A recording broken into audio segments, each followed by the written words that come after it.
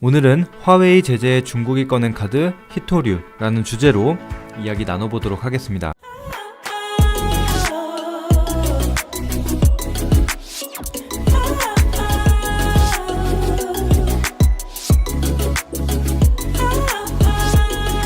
미중 무역 분쟁이 장기화되고 있는 가운데 미국이 화웨이 제재라는 카드를 꺼내들었고 중국은 그에 맞서 히토류를 대응책으로 꺼내들었습니다. 히토류란 무엇이고 중국은 왜 히토류 공급 차단을 카드로 썼을까에 대해서 알아보도록 하겠습니다. 히토류란 자연상에서 보기 힘든 희귀금속 그리고 광물을 포함하고 있는 토질이라고 생각하시면 되겠습니다. 하지만 실제로 지구상에는 상당히 많은 양이 매장이 되어 있습니다.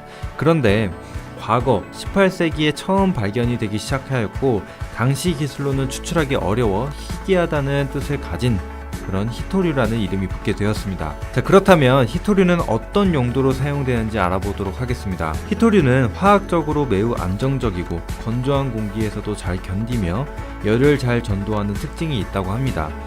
이러한 특징으로 상대적으로 탁월한 화학적, 전기적, 자성적, 발성적 성질을 갖고 있는데요.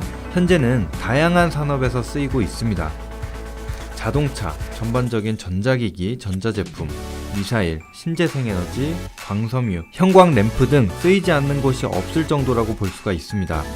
그런데 말이죠. 중국은 현재 히토류 수출에 있어서 독점적인 위치에 있으며 전 세계 연간 생산량의 80%를 차지하고 있다고 합니다. 미국 역시도 히토류의 80%를 중국에 의존하고 있다고 하는데요. 이 중국의 히토류 가공 능력은 전 세계 수요의 2배 정도에 이르기 때문에 이를 통해서 자원 무기화하려는 겁니다.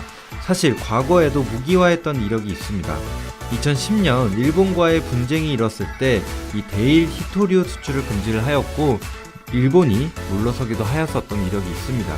그렇지만 미국에서는 영향이 미미할 것이라는 의견도 나오고 있습니다. 2011년부터 히토류 가격이 상승세를 타면서 비용에 따른 실적 악화 우려에 대한 목소리가 있었지만 실제 미치는 영향은 크지 않았었기 때문에 이번에도 역시 큰 무기가 되지 않을 것이라고 합니다. 그리고 또한 이미 대응책으로 미국 국방부에서 수입 대체국 확대 및 미국 내 생산 증대에 대한 보고서를 의회에 제출했다고 합니다. 그리고 반면 한순간에 대체를 할 수 없을 것이라며 충격이 있을 것이라는 의견도 있습니다.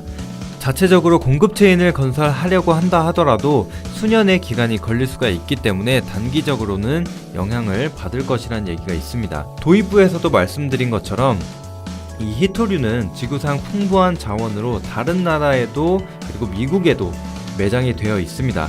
그런데 히토류를 채굴하고 정지하는 과정에서 공해 물질이 생성이 되게 되는데 이를 통해서 환경오염이 발생하게 되고 이 문제를 좀 피하기 위해서 선진국들은 히토류 생산을 멀리하고 있는 상황입니다.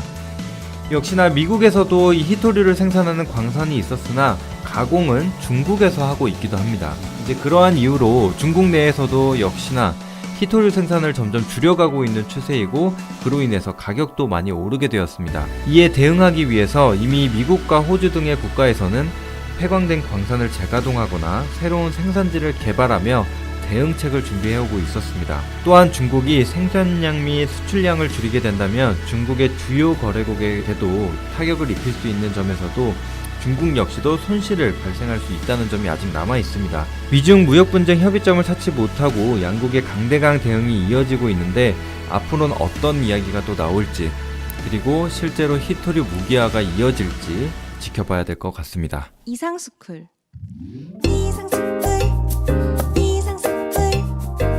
주식을 모르면 이상스쿨 주식을 모르면 이상스쿨 주식 모르니 이상스쿨